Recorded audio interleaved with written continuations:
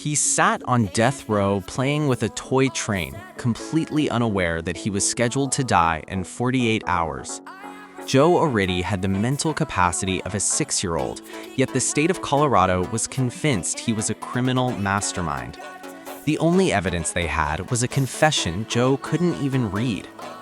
Things are about to get even crazier. Hit subscribe so you don't miss out on future stories, and let's see exactly how this ends. In 1936, a horrific crime shocked the small town of Pueblo, Colorado. The police were under immense pressure to find a culprit, and they found the perfect target in Joe Arridy. Joe was a 23-year-old man with a severe intellectual disability who had wandered away from a state home. He was gentle, easily confused, and had a habit of agreeing with anyone in authority just to be polite. To the local sheriff, Joe wasn't a human being. He was a quick way to close a case. The investigation was a mockery of justice. The sheriff sat Joe down and fed him the details of the crime, leading him into a confession Joe couldn't even read. The most unusual part of this case was the man who tried to save him, Roy Best, the warden of the prison. Warden Best spent years observing Joe on death row and realized immediately that the man was completely innocent.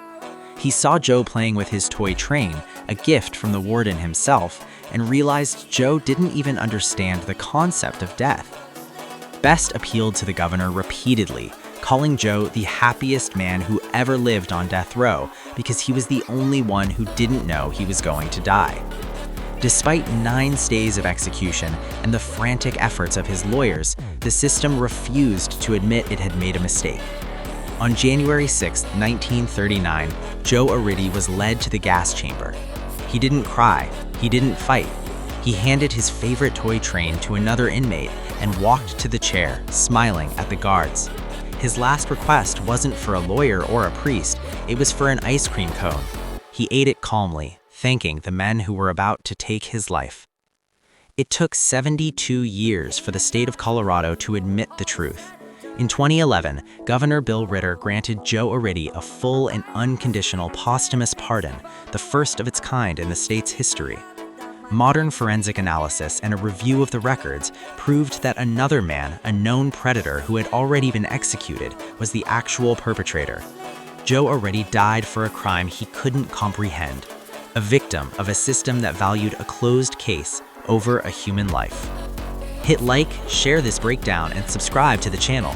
You'll want to be on the inside when the next story breaks.